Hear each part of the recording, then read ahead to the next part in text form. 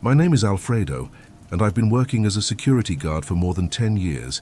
I've always worked the night shift, not because I prefer it, but because it pays a little more, and there's less pressure.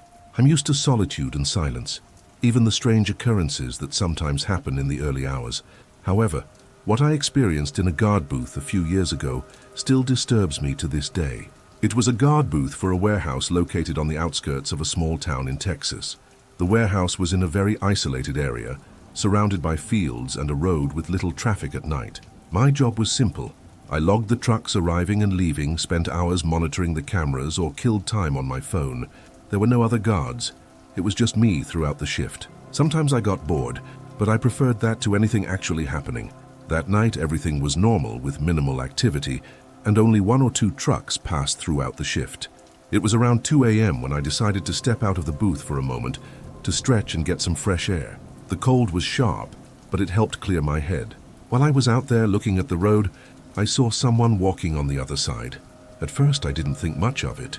It was odd to see someone walking out there since there were no houses nearby, but it wasn't the first time I'd seen someone walking down the road. What caught my attention, though, was the way they were walking. They were moving slowly, almost awkwardly, as if it was hard for them to move. Their posture was strange, hunched over, and it looked like they didn't have a particular destination.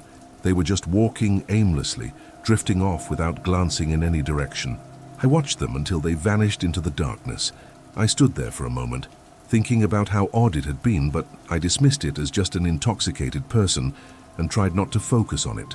I went back into the booth, locked the door, and started reviewing the cameras as usual, but I couldn't get that person out of my mind. There was something about the way they moved that unsettled me. Just remembering their disturbing gait sent chills down my spine. After a while, as I was checking the cameras, I looked out the window and saw them again. They were standing across the road, nearly hidden by a bush, but just enough for me to see them clearly. They weren't trying to hide. It was as if they wanted me to see them. This time they weren't walking.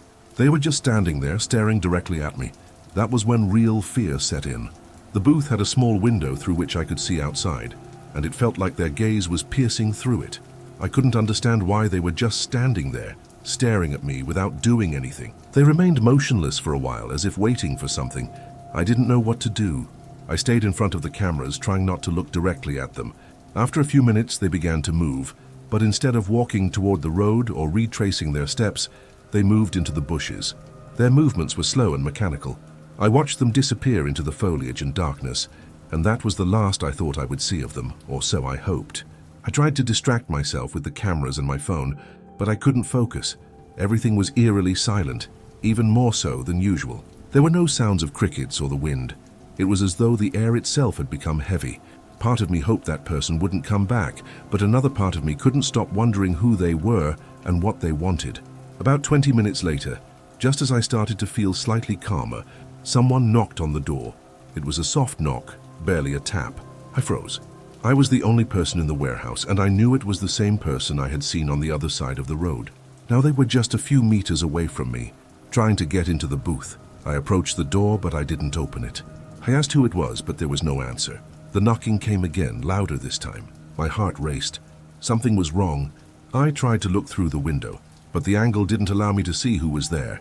The knocking became more insistent, as though the person wanted me to open the door immediately. I shouted again, demanding that they identify themselves, but all I could hear were the knocks. Then abruptly they stopped. The silence that followed was worse than the knocking. I stood frozen by the door, listening, waiting for something else to happen, but there was nothing. I don't know how long I stood there, motionless, but it felt like an eternity. I wanted to open the door and face whatever was outside, but something inside me told me not to. I checked the cameras again, but there was nothing unusual. No movement, no shadows. I reviewed the footage to see if anything had been recorded during the knocking, but there was nothing, as if no one had ever been there. The rest of the night was a nightmare. Nothing else happened, but the sense that something was wrong never left me. I sat there, eyes fixed on the cameras and the door, waiting for the first light of dawn. When the sun finally came up, I felt a relief that I can't describe. I told my day shift co-worker what happened, but he just laughed and said it was probably my imagination or some prankster. I don't blame him, because even I've wondered if it was all real or if the exhaustion caused me to hallucinate. But there's one thing I know for sure. What I saw that night wasn't normal. If that person, or whatever it was even a person, they weren't there by accident. And what they wanted, I'll never know. Since then, I try not to think too much about what happened, but sometimes on quiet nights, I remember the knocks on the door and the figure standing in the bushes, staring at me. And no matter how much I wish I could forget, I know I never will.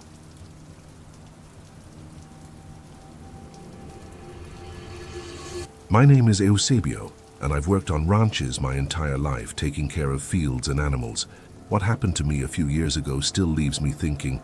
I had never seen anything like it, and although I've tried to rationalize it, I can't find any explanation for what I experienced. This happened on a ranch where I was tasked with looking after the fields at night. It was usually peaceful, but after that night nothing was the same. The ranch was far from town, surrounded by hills and thick brush. My job was to patrol the fields and ensure there were no intruders or animals that could damage the crops. I had a dog named Chato who accompanied me on all my patrols. I always trusted him because his instincts were sharp, and if something was wrong, he was the first to sense it. That night seemed calm, at least that's what I thought. The sky was clear, and although it was cold, it wasn't anything I couldn't handle. I went out with Chato to do the last patrol before heading back to the cabin where I was staying. Everything was quiet, only the sound of crickets and the wind rustling through the crops. But as we were nearing the center of the field, Chato suddenly stopped. He froze, staring intently ahead, his ears upright and body tense. Then he started growling, something he didn't do often. I took out my flashlight and pointed it in the direction where he was looking. At first I saw nothing but the plants swaying in the wind. But then I saw it. There was something standing in the middle of the field. It looked like an animal, but not anything I had ever seen before. It was the size of a large dog, but its body was thin and strange. The legs appeared long and bent in a way that didn't seem natural. The skin was dark, almost black, with an eerie sheen under the moonlight, as if it were wet. What troubled me the most were its eyes. They glowed red when the flashlight hit them, but they didn't shine like the eyes of a normal animal. The glow was intense. It made no sound, it just stood there staring at me. Chato began barking madly, but the creature didn't move. It wasn't until several long seconds passed that it finally started to walk toward the brush. It didn't run or flee, it just left, but its movement was strange. It was as if its legs weren't accustomed to walking. I waited for it to disappear into the shadows before moving. Chato kept barking, but I calmed him down and decided to follow it a bit. I wanted to make sure it wouldn't come back. I walked toward where I had seen it, but when I arrived there was nothing. No tracks, no traces, just the plants flattened where it had stood. I looked around for a while, walking with the flashlight, but the place was completely empty. I returned to the cabin with Chato, but I couldn't sleep that night. Every time I closed my eyes, I saw those red eyes of the creature. I tried to convince myself it was just a strange animal, maybe a sick coyote or something, but deep down, I knew it wasn't. In the nights that followed, Chato continued to behave strangely. He would bark at the same spot in the field, even when there was nothing there. I tried to ignore it, but a part of me couldn't stop thinking about what I had seen. One night, while I was doing another patrol, I found something that froze me in place. There was a trail of crushed plants, as if something heavy had passed through there. The trail was in a straight line, but then it stopped, as if the creature had disappeared into thin air. That's what bothered me the most. If it had been an animal, it would have left more signs behind. But this made no sense. I decided to talk to Don Hector, the ranch owner. I didn't tell him everything, only mentioned that I had seen something strange and that Chato was still acting restless. Don Hector looked at me seriously and told me something I wasn't expecting.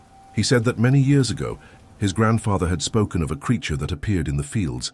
He said it wasn't an animal, but something else, something that protected the land from intruders. According to the stories, it wouldn't attack unless someone had ill intentions. That left me thinking. I hadn't done anything wrong, but the idea of something like that being in the field didn't bring me peace. The nights remained tense. I never saw it again, but sometimes I felt its presence while walking. I felt like I was being watched. Chato seemed to feel it too. He would growl toward the field, but no longer bark, as though he had learned to respect it. After a while, I asked Don Hector to change my shift. I didn't give details, but I knew he understood why. I left that job shortly after, but I've never been able to forget what I saw that night. I don't know what that creature was, but something tells me it wasn't of this world, and although it never harmed me, I hope I never see it again.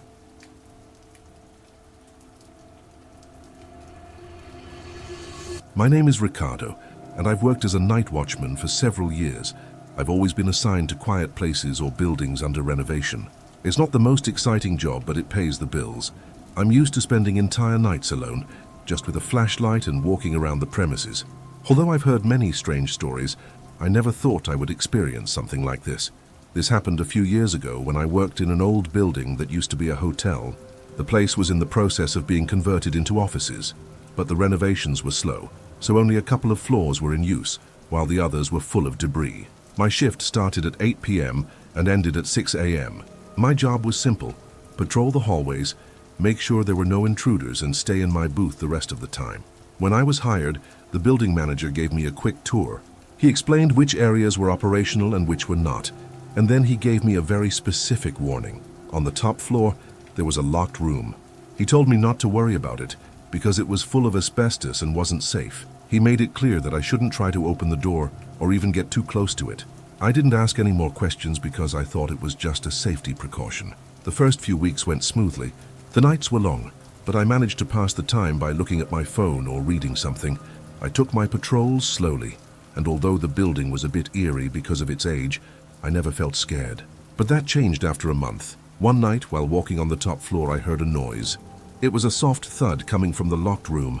I stopped to listen more closely, but everything went silent. I thought it might be the wind or some animal, so I continued my patrol without giving it much thought, but the noises didn't stop. The next few nights, every time I went to the top floor, I heard something. Sometimes it was footsteps, other times it was bangs, as if someone was moving something heavy. The strange part was that it always came from that room. I started to get nervous, but I tried to ignore it. I kept telling myself it was just the normal creaking of an old building. One night, when I passed through the hallway, I noticed that the door to the room was slightly ajar. That sent a chill down my spine because I knew it was always locked. I stood still for a moment, staring at the door, debating whether I should get closer. In the end, my curiosity got the better of me. I slowly approached and carefully pushed the door open. The room was empty. There was no debris or furniture, just a floor covered in dust. What sent a shiver down my spine was that there were fresh footprints in the dust, as if someone had been walking there. There was no way that was normal. I quickly exited the room and shut the door. I didn't want to think about what I had just seen. I went back to my booth and tried to distract myself, but that night, I couldn't shake the feeling of being watched. It felt like something, or someone, was watching me from the top floor. From that night on, things got worse. The noises became louder and more constant. It wasn't just footsteps or bangs anymore. Now I was hearing whispers, like someone was speaking softly, but I couldn't make out what they were saying. One time, I even heard my name. That terrified me more than anything else, because I was completely alone in the building. One night, while doing my rounds, I found the door wide open. I froze. I looked inside, and in the center of the room there was a figure. I don't know how to describe it. It wasn't fully solid, but it didn't look like a reflection or shadow either. It was tall and thin, and although it had no face, I felt like it was staring at me. I don't know how long I stood there, but when I could finally move, I ran downstairs, not looking back, and locked myself in my booth. That was the longest night of my life. Every sound, every shadow I saw on the cameras made me jump. I couldn't bring myself to go back up to the top floor after that. When my shift ended, I spoke to the manager and asked him to move me to another location. I didn't give him many details, just that something strange was happening on that floor and I couldn't continue working there. He looked at me with a strange expression, as though he had heard something similar before, but he didn't say anything. He agreed to move me and I left that place, never to return. To this day, I don't know what was in that room or why it was locked. But something happened there, something that wasn't normal. And although I try not to think about it, every time I hear strange noises at night, I remember that door and what I saw.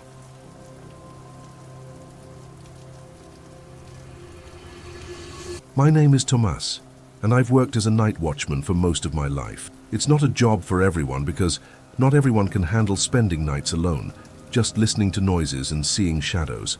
But I've always enjoyed the peace. I would much rather be alone in a dark place than deal with the stress of a job full of people.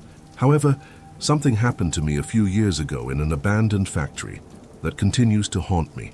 Every time I think about it, I feel like I'm stepping back into that place. The factory was huge, but it no longer operated. It was only used to store old machinery, large metal parts, and tools that hadn't been touched in years. I was hired to monitor the place because there had been reports of thefts in the area. The first few days were quiet. I made my rounds, made sure everything was in its place, and spent the rest of my time sitting in my booth, but everything changed after my first week. One night, while doing my usual patrol, I heard a metallic noise. It was a dull thud, like something heavy had fallen. It came from the area where the lathes and large machines were kept, so I went to check it out. When I arrived, everything seemed normal. The machines were turned off, covered in dust as usual, but I couldn't shake the feeling that something was off. The place felt colder than usual, and the air seemed heavier. That was the first time I noticed something strange, but not the last. A couple of nights later, while reviewing the cameras, I saw something that made my blood run cold. One of the machines, an old lathe that was connected to electricity but never used, was turned on. I immediately stood up and went to check it out. When I got there, the lathe was indeed running.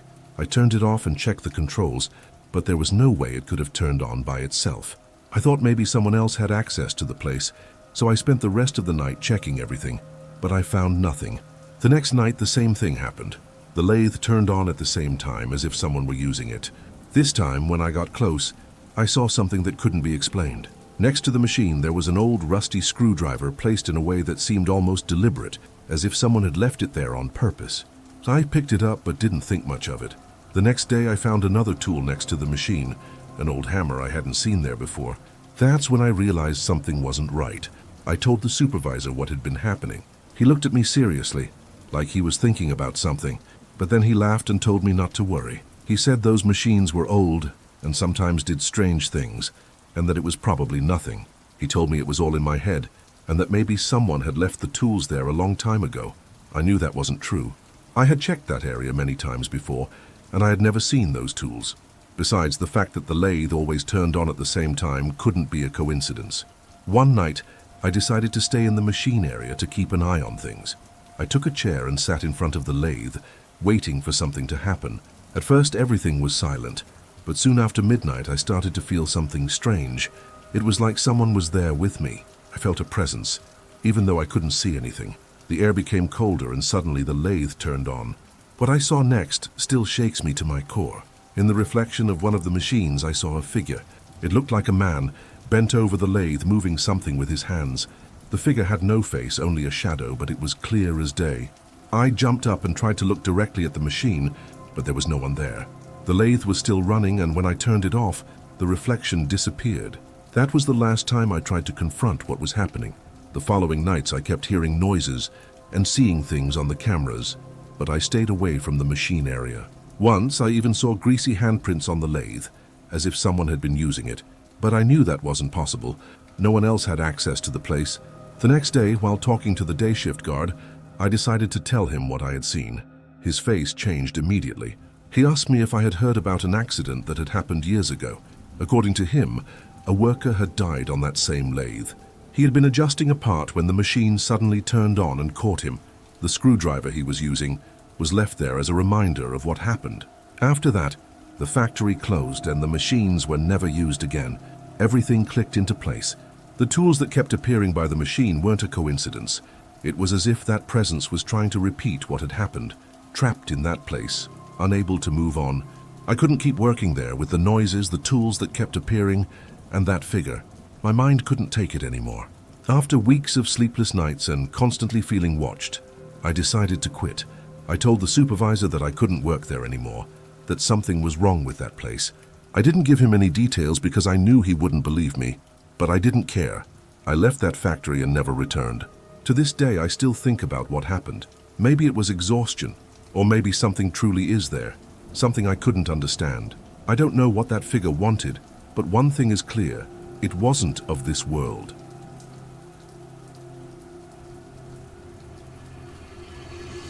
My name is Raoul, and I've worked as a night watchman for many years. It's not a complicated job, but it requires patience. I've been assigned to warehouses, workshops, abandoned factories, and places under renovation. Most of the time, everything is quiet, but sometimes things happen that leave a mark on you. What I'm about to share with you happened a few years ago when I was assigned to guard an old hospital that was being renovated. I still think about it, and I'm not sure if it was real or if my mind made me see things due to suggestion, but I'll never forget it. The hospital had been closed for years, and I was told it was being converted into office spaces, but the work was slow. My job was simple: make my rounds, ensure no one entered the building, and monitor the cameras. On my first day, the supervisor explained everything to me. He showed me the main access points and the floors I was allowed to patrol. He also told me something that struck me as odd. There was a hallway on the second floor that was sealed off. He told me not to worry about that area as it wasn't safe and that I shouldn't go in there. I didn't give it much thought. I figured it was due to debris or something like that. The first few nights were quiet.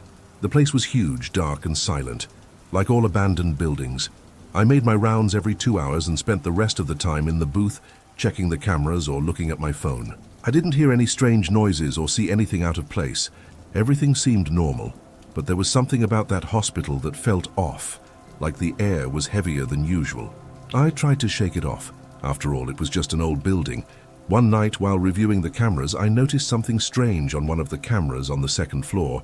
I saw what looked like movement in the sealed-off hallway. It was quick, as if something had crossed. I thought it might be an animal, or that the camera was malfunctioning, but I decided to go check for myself. When I arrived, I realized the door leading to the hallway was slightly ajar. I was sure it had been closed during my last round. I turned on my flashlight and cautiously approached. As soon as I opened the door, I felt a cold gust of air. I don't know how to describe it, but the place felt different. There was a strange smell, like dampness mixed with something else, something I couldn't identify. The hallway was empty, covered in dust, but as I walked, I felt like I wasn't alone. I heard a sound like a whisper, but I couldn't make out what it was saying.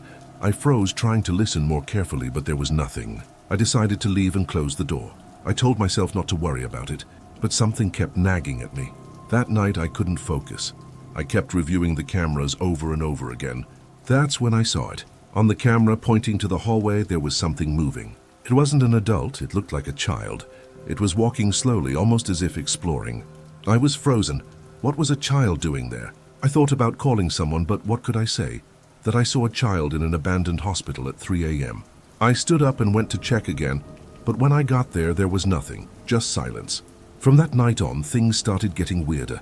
Every time I made my rounds, I felt like someone was following me. I'd hear soft footsteps behind me, but when I turned around, no one was there. One time, while walking down the second floor hallway, I saw something at the end. It was a small shadow that disappeared as soon as I tried to focus on it with my flashlight. My body went cold, but I didn't want to dwell on it. I finished my rounds and went back to the booth as quickly as I could. The worst part happened a week later. It was a quiet night, and I thought everything was calm until I checked the cameras again. In the sealed-off hallway, I saw something on the floor. I couldn't tell what it was, so I went upstairs to investigate. When I arrived, I found an old doll lying right in the middle of the hallway. It was small, with dirty clothes and tangled hair. I knew that doll wasn't there before, I was sure of it.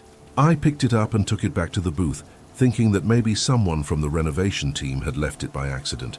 But as I held it in my hands, I felt something strange, like I was being watched. The next day, I told the supervisor what had happened. He looked serious and told me not to worry, but his face told a different story. After I insisted, he finally told me something that made my blood run cold. He said that many years ago, when the hospital was still operational, there had been a pediatric wing in that hallway. It was where they treated children. According to him, there had been a fire in that area, and some patients got trapped. After that, they closed the wing, and eventually, the whole hospital was shut down. That was enough for me. I couldn't continue working there.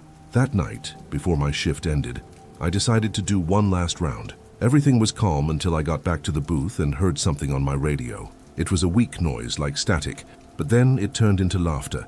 It was soft, childish laughter that lodged itself in my mind.